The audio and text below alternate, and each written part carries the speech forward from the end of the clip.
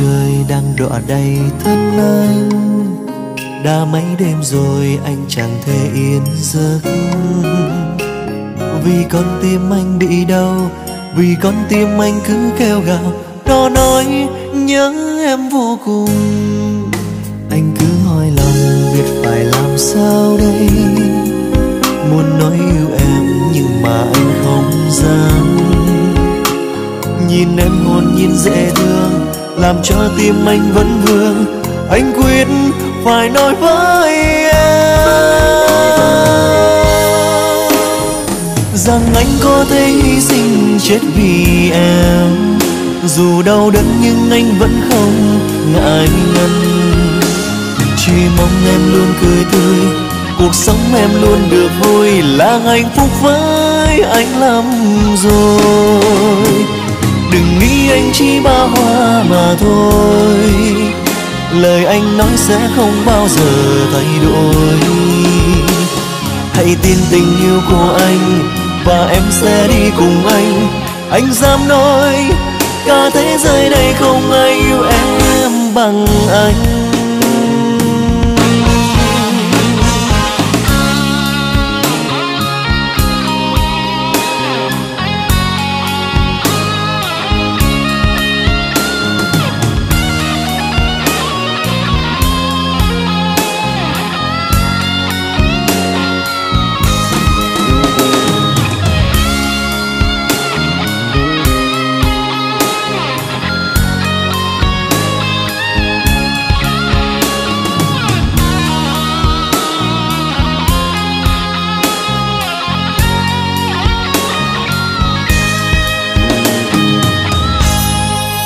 Anh cứ hỏi lòng biết phải làm sao đây. Muốn nói yêu em nhưng mà anh không dám. Nhìn em hồn nhiên dễ thương, làm cho tim anh vẫn vương. Anh quyết phải nói với em rằng anh có thể hy sinh chết vì em. Dù đau đớn nhưng anh vẫn không ngại ngần.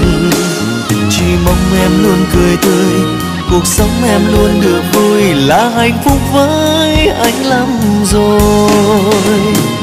Đừng nghĩ anh chỉ ba hoa mà thôi, lời anh nói sẽ không bao giờ thay đổi.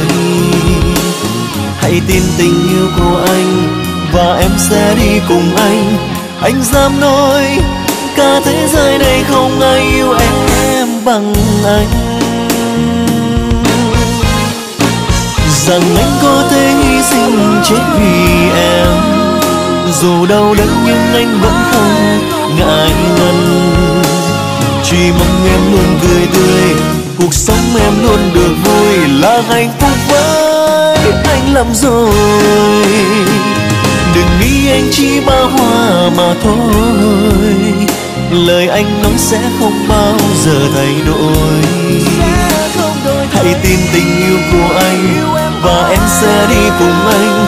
Anh dám nói cả thế giới này không ai yêu em